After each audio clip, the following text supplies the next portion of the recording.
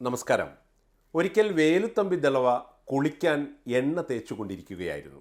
അപ്പോഴാണ് തൻ്റെ പണപ്പെട്ടി കവർച്ചക്കാർ കൈക്കലാക്കി എന്ന് ഒരു നമ്പൂതിരി വന്ന് വേലുത്തമ്പിയോട് പരാതി പറഞ്ഞത്. ഉടൻ തന്നെ എണ്ണ തുടച്ചു കളഞ്ഞ് നമ്പൂതിരിയോടൊപ്പം സംഭവസ്ഥലത്തേക്ക് അദ്ദേഹം യാത്ര തിരിച്ചു. കുറ്റവാളിയെ കണ്ടുപിടിച്ച് ശിക്ഷിച്ചതിനു ശേഷം പണപ്പെട്ടി നമ്പൂതിരിയെ ഏൽപ്പിച്ചു. ബന്ധുക്കൾ എന്നല്ല, സ്വന്തം അമ്മയ്ക്ക് പോലും നീതി നടപ്പാക്കുന്നതിൽ നിന്ന് വേലുത്തമ്പിയെ പിന്തിരിപ്പിക്കാൻ കഴിഞ്ഞില്ല. ഒരു ചാന്നാൻ്റെ വസ്തു അന്യായമായി തൻ്റെ ബന്ധുവിൻ്റെ പേരിലാക്കിയതായി വേലുത്തമ്പിക്ക് വിവരം കിട്ടി. വേലുത്തമ്പി ആ ഉദ്യോഗസ്ഥനെ വിളിച്ചു വരുത്തി അന്വേഷണം നടത്തി. തൻ്റെ അമ്മയുടെ ശുപാർശ പ്രകാരമാണ് അയാൾ അങ്ങനെ ചെയ്തത് എന്നറിഞ്ഞു. തമ്പി ഉടനെ ഒരു ആശാരിയെ വരുത്തി അധികാരിയുടെ വിരൽ മുറിച്ചു കളഞ്ഞു. അയാളെ ജോലിയിൽ നിന്ന് പിരിച്ചുവിടുകയും ചെയ്തു. വേലുത്തമ്പിയുടെ സ്വന്തം വീട്ടിലെ ഒന്നാം തരം തെങ്ങിനെ അമ്മയുടെ ശുപാർശ കേട്ട് മൂന്നാം തരത്തിൽപ്പെടുത്തിയ കണക്കപ്പിള്ളയുടെ വിരലുകളും അദ്ദേഹം മുറിച്ചു കളഞ്ഞു. ദളവയുടെ ആശ്രിതരിൽ ഒരാൾ ചന്തയിൽ പാവപ്പെട്ട സ്ത്രീകൾ വിൽക്കാൻ കൊണ്ടുവന്ന സാധനങ്ങൾ ബലാത്കാരമായി എടുത്തുകൊണ്ട് പോകുക പതിവായിരുന്നു. തമ്പി വിവരമറിഞ്ഞ് ഒരു ദിവസം ചന്തയിലെത്തി. അയാളെ പിടികൂടി അയാളുടെ കൈവെട്ടി ചന്തയിൽ നിന്നിരുന്ന വലിയ ആലിൻ കൊമ്പിൽ കെട്ടിത്തൂക്കി. സർക്കാർ രേഖകളിൽ കൃത്രിമം കാണിക്കുന്നവരുടെ വലത് കൈയോ വലത് കൈയിലെ വിരലുകളോ മുറിച്ചു കളയും. കൈക്കൂലി വാങ്ങുന്നവനെ പൊതുനിരത്തിൽ വെച്ച് ചാട്ടവാറുകൊണ്ട് അടിക്കും. കള്ളസാക്ഷി പറയുകയോ കള്ളസത്യം ചെയ്യുകയോ ചെയ്യുന്നവരുടെ മൂക്കും ചെവിയും ഛേദിച്ചു കളയും. ഇതൊക്കെയായിരുന്നു വേലുത്തമ്പിയുടെ ശിക്ഷാരീതികൾ.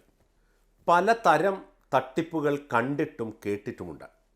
സർക്കാർ ഉദ്യോഗസ്ഥർ പാവങ്ങളുടെ ക്ഷേമ പെൻഷൻ കൂടി തട്ടിച്ചെടുത്തു എന്ന് കേട്ടപ്പോൾ ഇന്നാട്ടിൽ ജീവിക്കുന്നതിൽ തന്നെ ലജ്ജ തോന്നുന്നു. ഇത്തിരി പോന്ന പെൻഷൻ കാശ് കൈക്കലാക്കിയ ഈ കള്ളക്കശ്മലന്മാരുടെ കൈയും കാലും വിരലുമൊക്കെ വെട്ടി സെക്രട്ടേറിയറ്റിന് മുന്നിലെ മരത്തിൽ കെട്ടിത്തൂക്കണം എന്നൊന്നും പറയുന്നില്ല. 10,000-ഉം ലക്ഷങ്ങളും ശമ്പളം വാങ്ങുന്നവർ വരെ കേവലം 1,600 രൂപയുടെ ക്ഷേമ പെൻഷനിൽ കൈയിട്ടു വാരിയെന്നും ഇത്തരക്കാരായ 1,458 പേരെ ഇതേവരെ കണ്ടെത്തിയെന്നും സർക്കാർ തന്നെ പറയുന്നു. 23 ലക്ഷം രൂപ വീതമാണത്രേ കഴിഞ്ഞ മാസം വരെ ഇങ്ങനെ തട്ടിപ്പ് നടത്തിയത്. എന്നിട്ടും ഇത്രയൊക്കെ വിവരങ്ങൾ കിട്ടിയിട്ടും അവരുടെയൊക്കെ പേര് വിവരം പുറത്തുവിടാൻ എന്തിനാണ് സർക്കാർ മടിക്കുന്നത്? പട്ടാപ്പകൽ മോഷ്ടിക്കുന്നവന് നാണമില്ലെങ്കിൽ ഇവന്മാരെ തീറ്റിപ്പോറ്റുന്ന സർക്കാരെങ്കിലും ഉടുതുണി അഴിഞ്ഞു പോയിട്ടുണ്ടോ എന്ന് നോക്കണമല്ലോ. ഇത്തരക്കാരെയൊക്കെ പൊതുനിരത്തിൽ വിചാരണ ചെയ്യപ്പെടുന്നില്ലെങ്കിൽ ആര് ഭരിച്ചാലും ഈ നാടിന് എന്തെങ്കിലും രക്ഷയുണ്ടോ? ഈ കൊള്ളക്കാർ ഏത് പാർട്ടിക്കാരായാലും അവരുടെ പേര് വിവരം ഫോട്ടോ സഹിതം എത്ര തുക മുടക്കിയിട്ടാണെങ്കിലും പത്രങ്ങളിൽ സർക്കാർ തന്നെ പരസ്യപ്പെടുത്തണം.